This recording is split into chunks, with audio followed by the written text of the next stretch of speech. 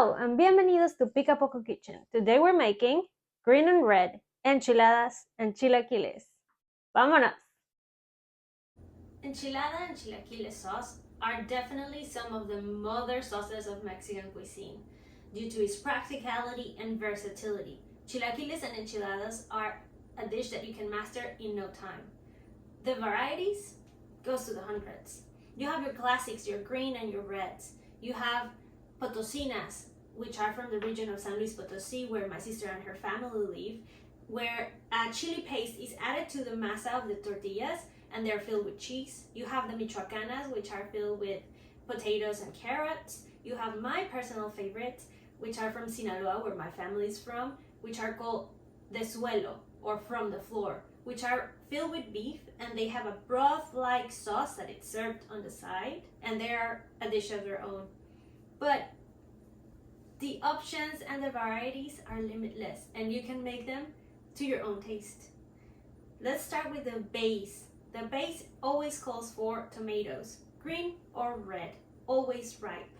Your onion and your garlic, which can be added raw, cooked, or fried and even grilled. For the green sauces, you normally want to stick to green peppers, which can be jalapeños or serranos to add more spice. For the red one, you want to use guajillo. Guajillo is gonna bring some earthiness and richness to the sauce. And for the spicy, you can use chile de árbol, or for smokiness, some morita. So, once you master your basic sauce, you can start mixing and matching to create the one that is your own. But first, let me show you how I make my basic green and red sauces.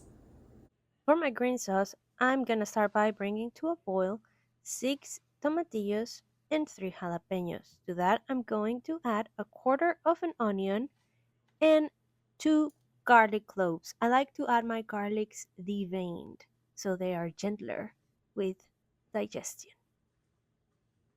I know everything is ready when things starts to change color.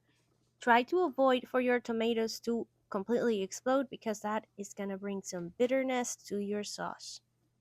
Once everything is ready, let it cool before you blend it to avoid accidents. Put everything in your blender plus a quarter of a raw onion and 1 or 2 extra garlic cloves. Also a handful of cilantro, and you can add a little bit of the water from your mixture. To season, add 1 tablespoon of chicken bouillon. You can substitute that for 1 tablespoon of sea salt. Blend everything together until you get a very smooth consistency. Once your sauce is ready, bring it back to the stove with a little bit of oil to reheat.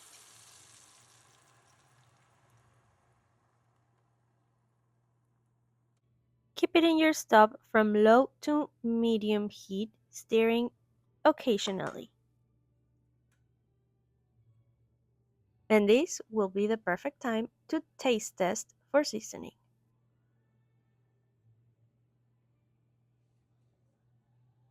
Once my sauce is ready to be served, and before I do so, I like to add some of my tortilla chips into the sauce so they start soaking up the flavor and become a little bit softer. You could either do this or reserve some of your sauce for later.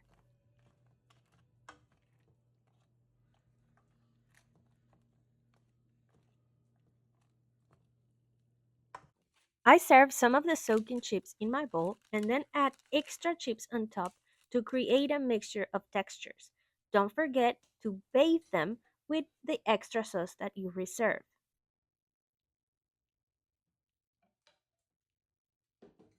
Dress them up with some milk cream. Use milk cream, not sour cream.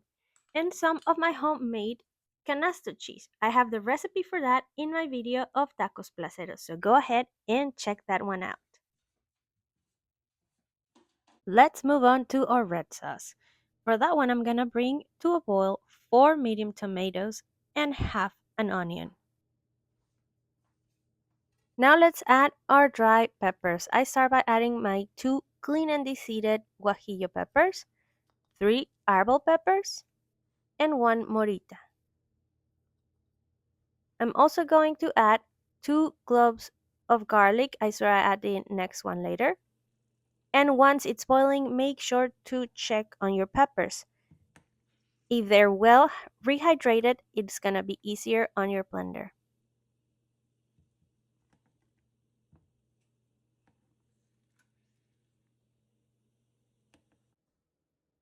Add all of your ingredients to your blender with a little bit of the water. Ideally, wait until your ingredients are cold. Season again with 1 tablespoon of chicken bouillon or sea salt. Bring your red sauce back to the stove with a little bit of oil. At this point, check the consistency of your sauce. If you will like it finer, then you can maybe pass your sauce through a strainer.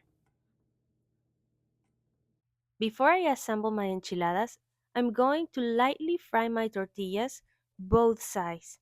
This will prevent your tortilla to absorb too much of the liquid that it becomes fragile and then it breaks down on your plate. So make sure to lightly fry your tortillas both sides. Now it's time to fill your enchiladas. I'm choosing shredded chicken, but remember, you can use potatoes, beans, mushrooms, or even leave your tortillas empty and just enjoy them with the sauce.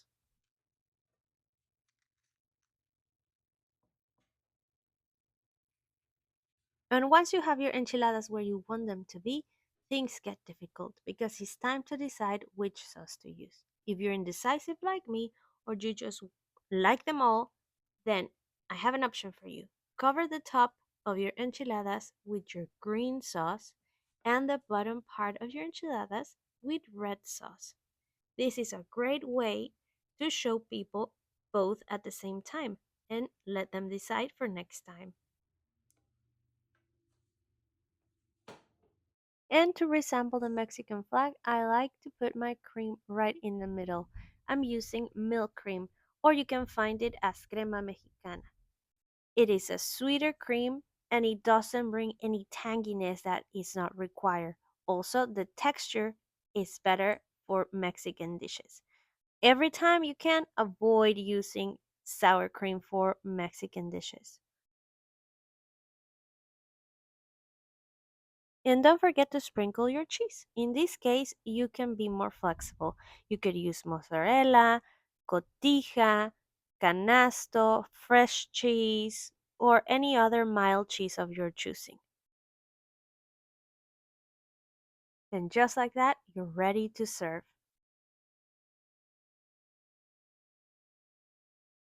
And here you have it, your basic recipe for red and green chilaquiles or enchiladas. Don't forget to serve them with some cream, cheese, and onion. Now, I don't know about you, but my favorite are green chilaquiles. And every time they serve both green and red in the same plate, they call it divorciados. Why? I don't know. I think it's kind of sad.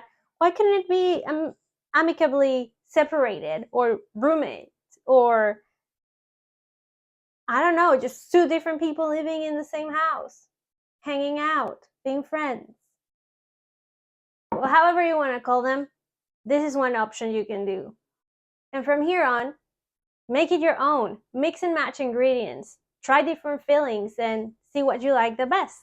And now you have opened a portal of opportunities for breakfast, for lunch, for dinner, midnight snack, after party, early morning, anytime you want. It's up to you. Make them, share them with your friends, just like this video. Like, subscribe, and be notified. And for more, follow me on the socials. Adios, amigues. I better shut that portal.